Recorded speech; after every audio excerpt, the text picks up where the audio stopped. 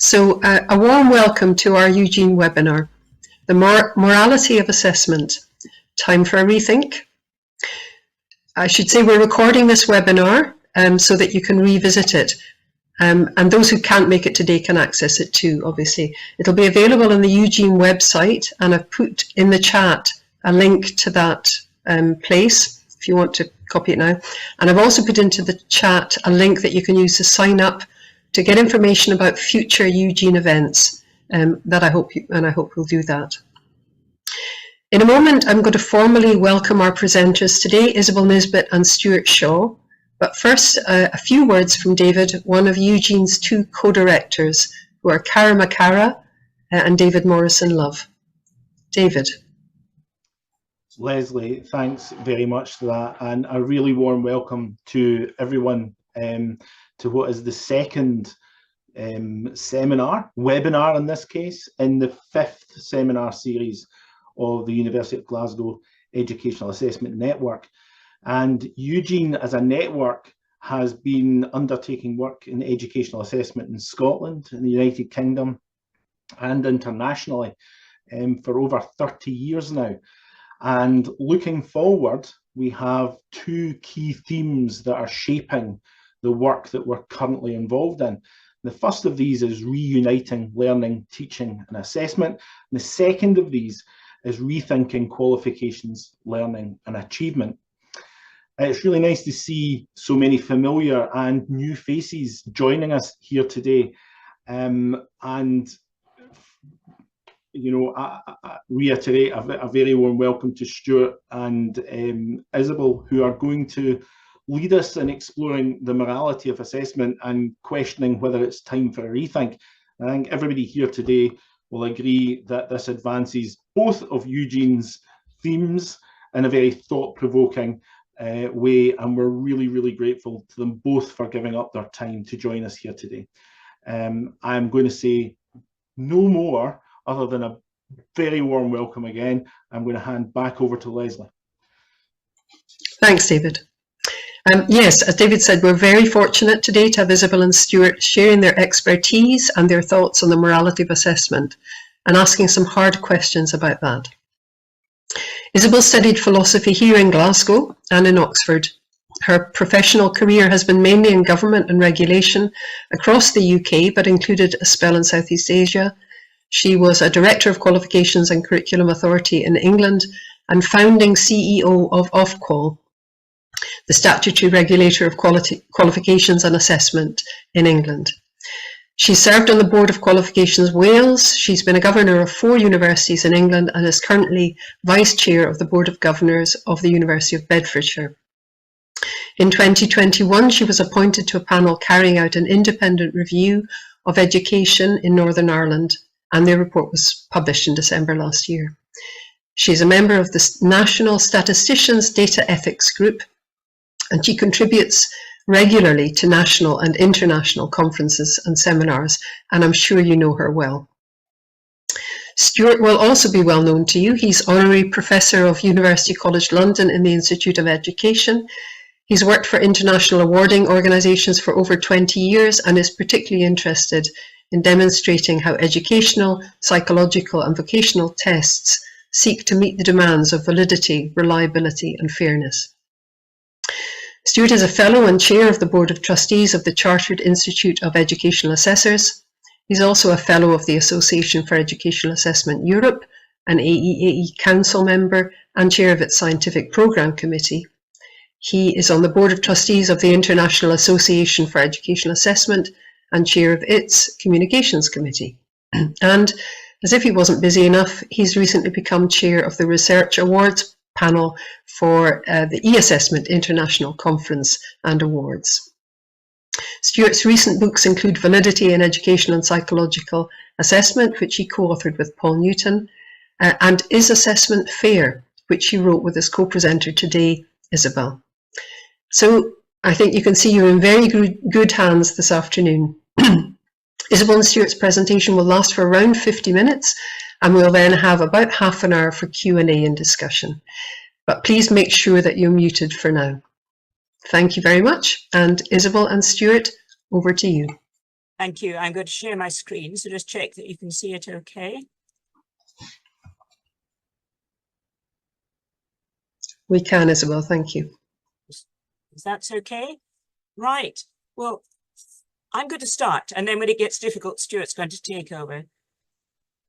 Morality of assessment, time for a rethink. This comes out of a writing project that Stuart and I have been working with together, and we've both found jolly difficult, really. What we've been trying to do is to take stock, taking everything as much as we can into account of where assessment stands in education a quarter of the way into the 21st century and what we need to think about looking ahead. We looked at changes in events and developments, but also in ideas and in thinking. And that was all quite demanding for us. And one of the chapters in our forthcoming book is called The Moral Compass, and it's all about morality.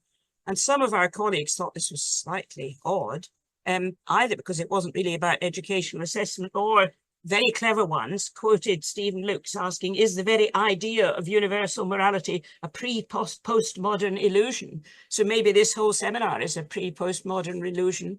But spoiler alert, our answer to our question is yes, it is time for a rethink. What we're going to do is to say a little bit about why we're doing this now, what we mean by morality in this discussion, to avoid us going in thankly corners, to ask the question, what is the moral justification for educational assessment? And then to look at some moral challenges to assessment, and then to suggest some future work on moral principles governing educational assessment. So why are we doing this now? Well, you don't need me to tell you that there's an awful lot going on in education at the moment, taking stock, an awful lot of reviews of things, school curriculum reviews in many countries, and we have the moving light of some of them with us today, reviews in Scotland and Wales, and even in England, the national curriculum has been revived, and we've just had an announcement of a new review. But when I was working in Singapore, there were many similarities with work going on there and in New Zealand in particular about thinking what the purposes of the curriculum are and what it should contain. And the quote I've got there from the Secretary of State in England is typical. It's about equipping young people with life skills, about enabling to achieve and thrive in the workplaces of the future and to be fulfilled people. Well, that's easy enough, isn't it? But that's going on all over the place. And where does assessment sit in that? And also, there's been a renewed attention to the need to align assessment with teaching and learning. And you've heard that's the first strategic theme of UGEAN. But it's prompted by many things. One of them, the recognition that whether we like it or not, assessment can be the predominant driver at some of the stages of learning, whatever our objectives are. Also, if the curriculum is being adjusted to look, among other things, at the needs of the economy, what does that mean for assessment? Are we assessing the right things? And also, and this came out very strongly in the work I was doing in Northern Ireland, a heightened focus on the link between education and well-being. Going back to England again, you may have noticed that the big education bill that was announced in the King's speech, which is all about different aspects of education, is called the Children's Wellbeing Bill. That's what it's actually called. Lots of issues about the link with well-being in society, and also on the assessment side, what this means about the links between assessment and well-being, whether they're negative links or perhaps positive ones. But also, I'm suggesting in thinking over the last 2 decades or so, there's been some fundamental questioning of assumptions that were carried forward from the 20th century. When we were writing the book, we looked back to some quotes at the end of the century, at the turn, by Bill Clinton and others, which were broadly optimistic about all the opportunities of the future, about internationalism, about educational linear progress, but would suggest there have been quite a lot of ups and downs over the last 20 years. Issues about the value of education and the value of schooling, increased absenteeism from schools, and not just in our countries, but if there's anybody looking in from the United States, that's a very, very heightened issue there. Questions about the role of schools and teachers. I've got a little quote there from the TES magazine from a frustrated maths teacher that doesn't want to be all these different things as well. Interestingly, when we were talking to teachers in Northern Ireland, this was much more common for post-primary, as they would call them, secondary teachers. The teachers of very young children rather took it for granted that they were holistic educators. But anyway, issues about the value of higher education. After a background of huge expansion of higher education, issues about the economic cost and the personal value. But also, interestingly, theoretical challenges to some of the assumptions about teaching and learning that were taken as more or less consensual at the end of the 20th century. When I moved to the Qualifications and Curriculum Authority from working in medicine, I did a diploma thing with the Open University. And at one of those weekend schools they have, a guy who was finishing his course said to me, "Take a tip from me, just pretend you're a constructivist. They think everybody is, and it's much easier," he said. Well, it might have been easier then, but there's a lot of questioning now, including what I call the knowledge revival, the powerful knowledge movement, but also questions about what teaching and learning involves. And I would say from my work in Southeast Asia, some influence of Asian and East Asian models of teaching and learning. And that leads to the whole issue of the impact of culture wars on all aspects of education, including the curriculum, including the content of history, mathematics, reading, and also how they should be assessed, and issues between the relationship between human intelligence and artificial intelligence. So all of those have sort of queried the waters. And we would suggest that it's important to ask the why questions even more at this stage. I've got a quote there from Gordon Stobart's document, which the Scots among you will probably recognise, about the rapidly changing world and that we have to see changes to the way students learn and what they learn. All that begs the question of why they should be doing it. And I suggest to you that assumptions about consensual views and all that, and that education is making a linear progress in a sort of favourable direction, they're out of the window. Work on the justification and purpose of education, we suggest, has dipped since the 1970s, and some of the books which we've been reading have been, you know, dusty copies from the library, which we've drawn out. Now, you might be surprised when I say that, because there's lots of new reports about research ethics and education ethics and professional ethics and all the rest of it, but not about the fundamental moral structure of education. And we're suggesting that issues about the justification and purpose of education are fundamentally moral questions. Now, what do we mean in this by morality? We could just have 7 seminars on this and you'd be relieved that we won't. There's a whole issue about the relationship between ethics and morality, and ethics is used in different ways. And in some of the postmodernist authors, and I've mentioned Bauman there, there's a suggestion of distinguishing between ethics which determine interpersonal relationships and something about morality which is more personal. And the so-called crisis is supposed to be because of an absence of shared values at the personal level in the 21st century.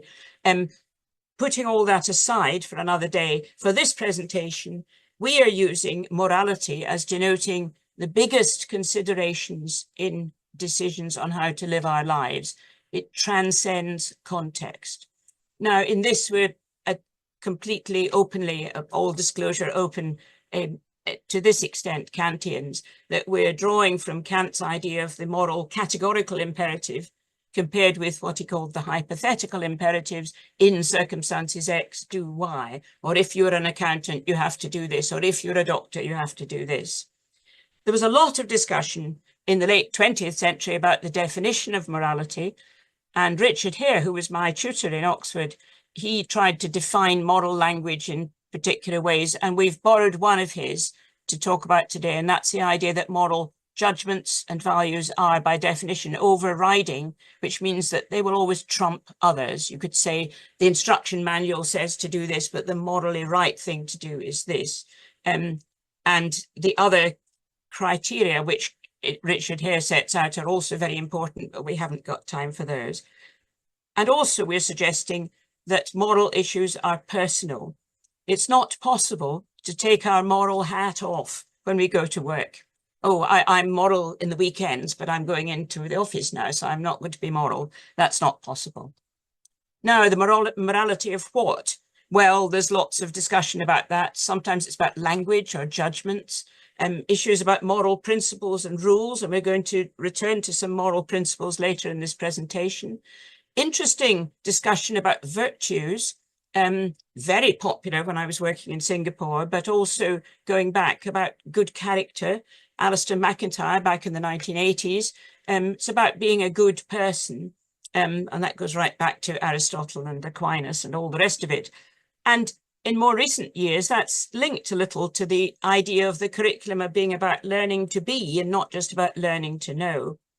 So it's the morality of lots of things. Also, when we're talking about assessment, which I'm coming on to, you'll be relieved, we're using assessment to denote a category of action or a field of activity. So the morality of assessment is a morality as it's represented in this field of activity.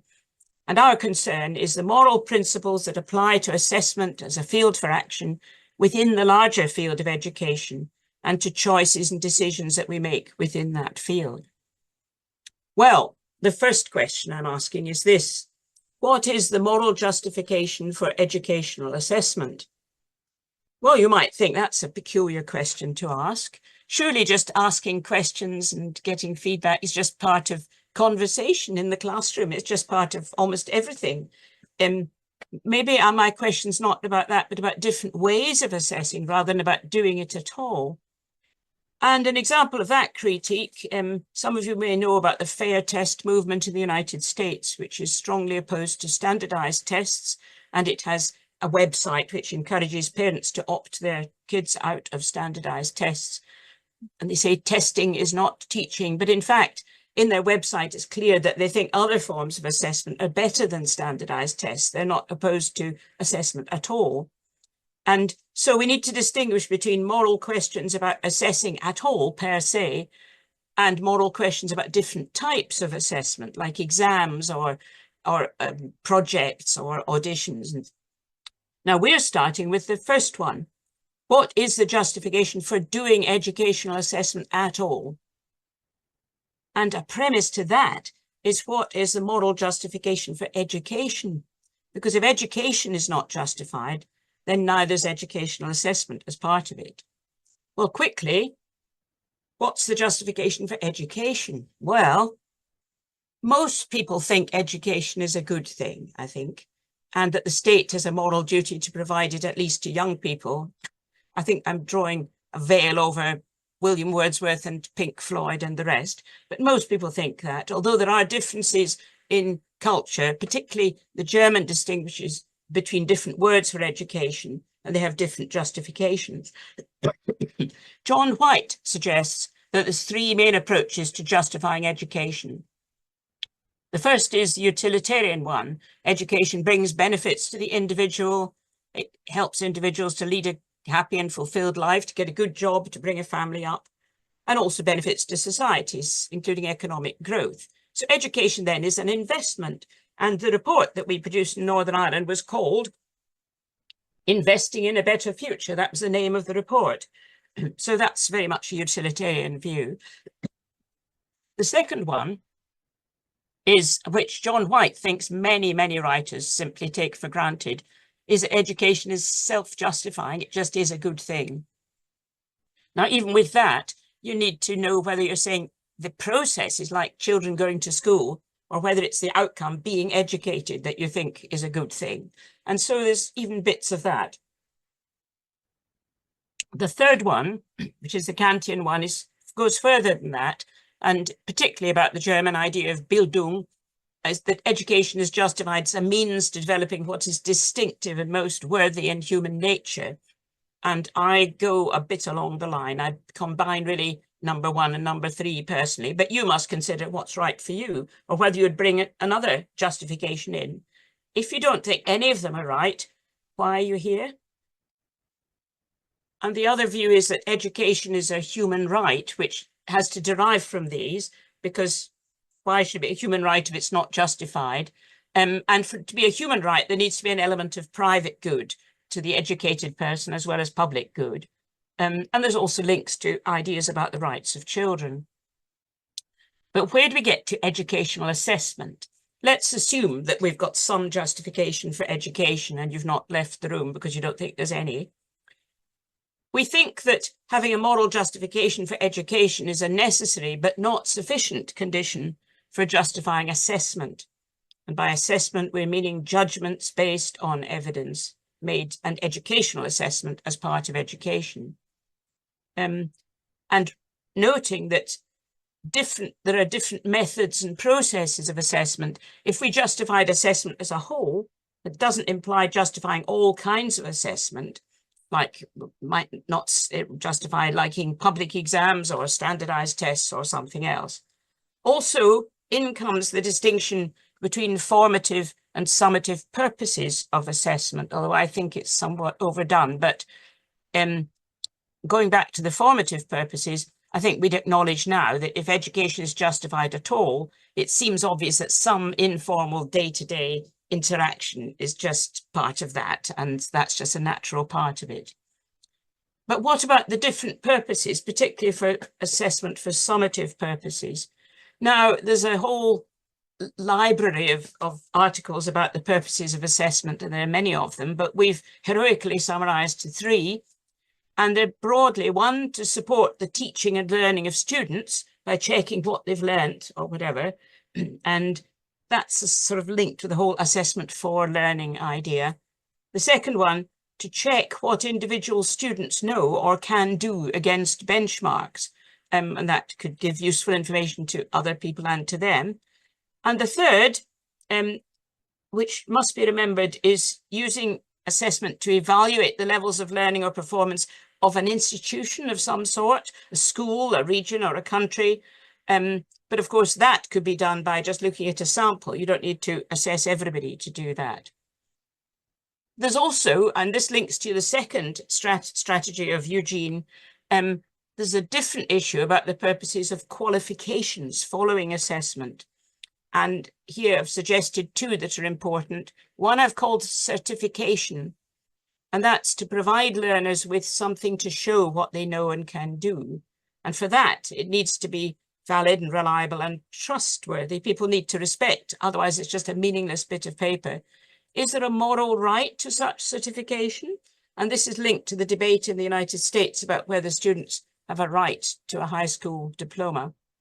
And the second one is to support progression to something else, a ticket, either into a profession through licenses to practice, or into work, or into a job, or into a university, or whatever. And so these, when you're thinking about qualifications, you have this additional layer. Well, look at assessment and qualifications based on assessment. What are these moral questions to ask? Is the identified purpose, once you've identified it, is that purpose morally justified? On what grounds is it morally justified? Because if it isn't, there's a question of why you should be doing the assessment. If it is, does the method of assessment used, who is assessed, how, when, does it achieve that purpose? And if it doesn't, what is its justification? Are there moral arguments against the assessment processes involved, even if the purpose is morally justified? And here we include the rich literature of discussion about injustice or inequality in opportunities for learners to do well, and also the many studies that are made in recent years about the possible harm caused by the processes of assessment themselves, including stress or anxiety for learners. And if there are these problems, are there better ways of achieving the justified purposes? Does the moral balance of good and bad justify continuing with the assessment, perhaps minimizing the bad ones? So these are just an example of the battery of moral questions that get asked once you've justified doing it at all. And having asked all the unanswerable questions, I'll pass it over to Stuart to answer them.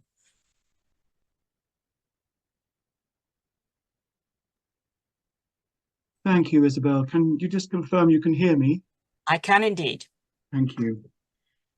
So with that background, what are the moral arguments for and against doing assessment at all, as distinct from arguments for and against particular types of assessment or particular uses of assessment? Now, back in the 1970s, the British philosopher Anthony Flew had a go at justifying assessment in his book, Sociology, Equality and Education. And he argued that sincere teaching or learning requires checks on what has been learned. Against that, John White has suggested that such checks could be done by simply assessing a sample of students and did not justify testing each one. To that, we would add that Flew's sincerity argument doesn't justify checking how much students know compared with each other. Why does, for example, a sincere teacher or learning need to know that? There is also the familiar argument that too much testing can in fact distort the learning experience. The content of learning is skewed to what will be in the test, and test preparation can take up scarce teaching time, like opening the oven door too often to see how the cake is getting on. However, we do think that there is some common sense in Flew's argument. It does seem sensible to us to check how the learning is going, just like checking where you are on a map when you go out for a ramble. And we accept that at the level of informal feedback in the course of, say, a normal teaching session, the justification of assessment becomes almost trivial. Next slide. I think we're moving on to the one after this, Stuart. I'm just going to do that now. Many challenges to assessment are really challenges to particular types or examples of assessment rather than to any assessment. Now, Isabel referred to the US organization FAIR Test, which arguably is really a protest against standardized testing, as she said, as currently practiced in some, but by no means all, US states. Rather than to any kind of testing at all. There are many possible moral challenges to assessment, and we only have time here to consider two of them. We have picked one very high-level challenge and one more specialist challenge, focusing on one aspect of many assessments taken by school pupils. The high-level challenge is about power. Assessment, this argument would claim, is an instrument to reinforce the power of the assessor over what is being assessed. Now, if there are any sociologists amongst you, you may have read Foucault's book, Discipline and Punish, The Birth of the Prison. Those of you who haven't may be a little surprised to find that it does contain a chapter called Examinations. Foucault argues that the use of disciplinary power has extended everywhere in society. Disciplinary power is control through the monitoring and surveillance of populations. And it's worth just exploring this a little further. A student assessment or examination is said to be an arena in education where disciplinary power, particularly, I think, in a relationship between the assessor and assessed, is most manifest. Foucault writes about the assessors as the judges of normality and argues that they are present everywhere. So disciplinary power and its success produces individuals in hierarchy and observation, normalization and judgment, and their combination in examinations. So in hierarchical observation, the practice of discipline assumes a mechanism that intimidates by means of observation. And the example that's given by Foucault is of a classroom door with many windows that allow observation to take place at any time. Normalizing and judgment refer to the quasi-judicial privileges of authorities in establishing and enforcing the rules. And examination, and he includes both school and medical examinations, unites the elements of observation and normalization. So, in an examination, the individual is observed by the hierarchy, who can reward or punish by awarding ranks, or in the case of examinations, marks. A challenge to assessment derived from this account would be that the power relationships manifest in educational assessment situations are in fact an abuse of power and not morally justified. Next slide, please. Now, I think this is graphically illustrated by a random search for newspaper or media illustrations of school pupils sitting traditional examinations. In the UK, pictures such as these nearly always show a room full of anxious-looking students in enforced spatial separation from their peers, writing under the supervision of a stern-looking invigilator. It is very evident in this picture who the power figure is in the examination hall. The students are trying to please the authority figures who will be marking their test, and their future may well depend on whether they succeed in doing so. Such an unequal power relationship, the challenge concludes, is not compatible with the moral purposes of education. Next slide. In reply to the power critique, it is helpful, I think, to distinguish between power and authority. Defenders of assessment might argue that while some instances of the exercise of power may be wrong, the kind of authority exercised in setting and supervising and marking assessments is appropriate and morally justified. In his lectures on pedagogy, Kant argued that educating a human involves a first stage of formation and instruction, where the child imitates his parents and teachers, rather like a bird learning to sing by imitating the mother bird, followed by tutoring, where the pupil learned to think how to make the world better than before. Similarly, learning established mathematical arguments and principles as formulated by mathematical textbooks may be thought to be a necessary first step in equipping the learner to develop new mathematical ideas at a later time. The assessment defender might argue that testing the learner to produce the answers specified by the authority figure of the assessor was justified and appropriate, at least at the early stage. And if the assessment defender had read Confucius, he or she might describe the pupil as learning to imitate the master, who had authority by virtue of knowing more. This concept of authority is sometimes translated as sapiential authority, and it's based on the authority figure's superior knowledge and experience. In other words, the right to be heard by reason of a person's superior knowledge and experience. This is the sage on the stage concept. And at risk of stating the obvious, it may be to the student's advantage to be able to show an assessment that he or she has learned things that a relevant authority has said need to be known for entry, for example, to a profession, or simply just to play a full part in adult life. None of these defenses justifies abuse of power, for example, by making assessment candidates feel humiliated or belittled, or by inflicting excessive stress and causing unhappiness. Also, if we follow Kant in seeing a justification for education as developing the capacity for students to think for themselves and develop fully as free human beings, then an assessment with very narrow constructs or ill-defined constructs, or one which feels overpowering, may not contribute to that overall educational purpose.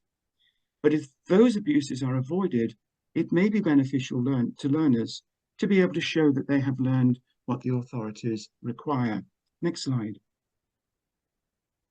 The second challenge is very much more particular, and it's about an approach to setting mark schemes for public exams.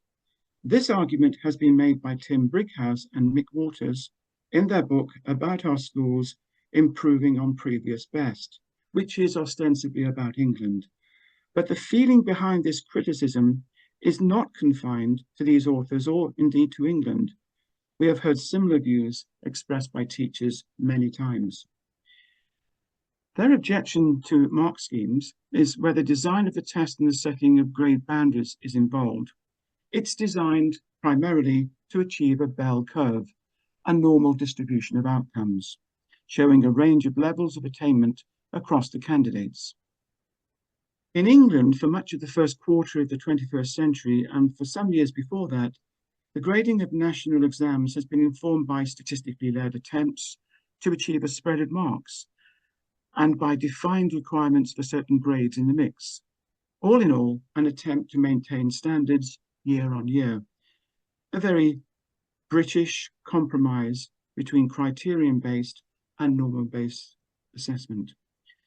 But according to Brighouse and Waters, by design, there will always be some candidates who get low marks. Statistically, most of the low achievers will be from disadvantaged backgrounds. So if their teachers tell them they can do well if they work hard, the teachers are in fact telling lies. These are not our words. These are the words that one of the authors used in conversation with one of us. Under this criticism, the mark scheme is designed to create failures and is hence immoral. It does not support the moral justification of education. Next slide. What are we to say to this particular challenge? Well, first of all, we should say that the challenge should not be dismissed lightly. It is very strongly felt by many teachers, often motivated by their experience in working with disadvantaged youngsters and wider concerns about societal and economic injustice. However, in our view, there is a moral justification for providing opportunities in the mark scheme for a wide range of levels of achievement to be displayed and recognised in a form of grade. It is not dishonest for a teacher to say to individuals that if they work hard, they can do well.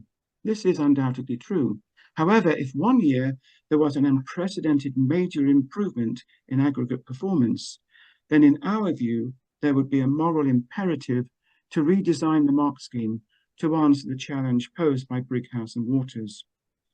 And it should also be noted that this objection does not normally apply to vocational assessments or skills tests, where the sole objective is to measure the individual against competency standards. Now, in these assessments, it would be highly unusual for the mark scheme to aim for a bell curve. If all the candidates were to demonstrate validly and reliably that they could meet the required standard, then the teacher and the assessor would be satisfied. Next slide. Finally, we think that it's now time to rethink and to identify and discuss moral principles governing assessment practice. Time allows us only to suggest two of these, but we offer them as a starting point, a springboard.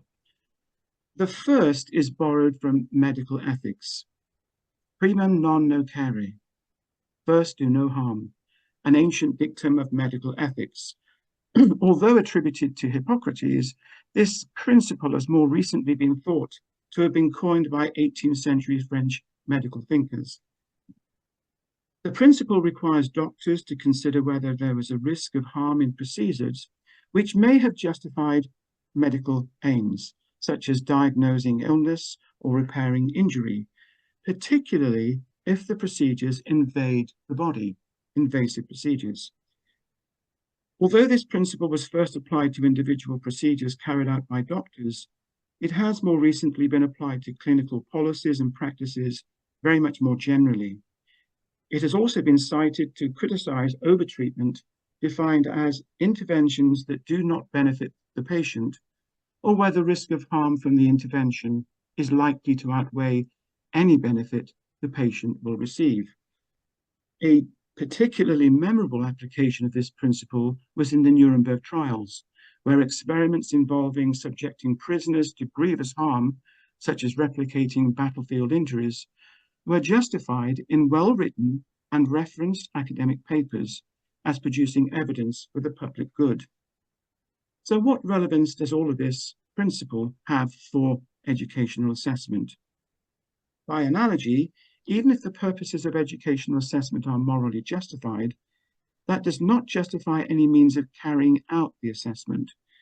It could be argued that the pressurized preparation for high-stakes assessment and the exam process illustrated earlier in the picture I showed you of the exam hall can produce stress and anxiety for students. Meta-analyses of research suggest that higher levels of exam anxiety associate with lower student well-being and an elevated risk of poor mental health. Exam anxiety is also associated with lower examination performance, although which causes which is very difficult to judge. Leaving aside for now the question of whether such stress threatens the validity of educational conclusions from the exam, This situation raises for us the question of whether it is morally right to cause it. In reply, some have argued that this is good stress and helps young people learn how to handle stress in later life. We have called this the cold shower theory of examinations, but we are not persuaded by this argument. The stress caused for some by traditional exams may distort outcomes and can't provide an overriding justification for imposing it. And it is unproven that the ability to handle exam stress is relevant to the ability to handle other kinds of stress in later adult life. Next slide. Our second suggested moral principle is that the context of an assessment always matters. This goes back to our account of morality, which Isabel talked about at the beginning of this presentation. Morality is the big picture. A moral judgment cannot choose to ignore uncomfortable aspects of a situation when coming to a judgment. We simply cannot take off our moral hat or decide to ignore aspects of a situation in which we are expected to act as assessment professionals. That means seeing each assessment in context. What does that mean? It relates to the circumstances of the time, the background of teachers, the learner, and intended use, and so on. You may, of course, reply that some technical roles in assessment involve focusing very closely on particular aspects, perhaps psychometric aspects, or like the structure of a question. And it's not realistic to expect assessment professionals to try to make the world better each day that they go into work. However, we would reply that the assessment profession, collectively and individually, should be considering whether the processes in which they are involved are morally right. If they are not, even if the assessments concerned are technically, psychometrically sound under certain criteria, then they and each one of us need to consider what we can or should do about it. Next slide. Finally, Isabel and I have been considering in our current writing project, a book that's going to be published in the next few weeks, where educational assessment is at, particularly as we enter into the second quarter of the 21st century. Techniques and technology of assessment have been moving very fast. They're seismic, and the assessment world is beginning to come to grips with the opportunities and challenges of artificial intelligence. There is now a huge mass of evidence available to show what students, including very young children, can do and what they know. Technical means of recording learners' behavior are affordable and easy to use. Primary teachers talk of the 7-year-olds contributing to show and tell with films made on their phones. So, what evidence from this pile is it morally right to use to make assessment judgments? What assessment processes are morally justified to obtain that evidence? Next slide. In the context of these background questions, does validity become a moral value?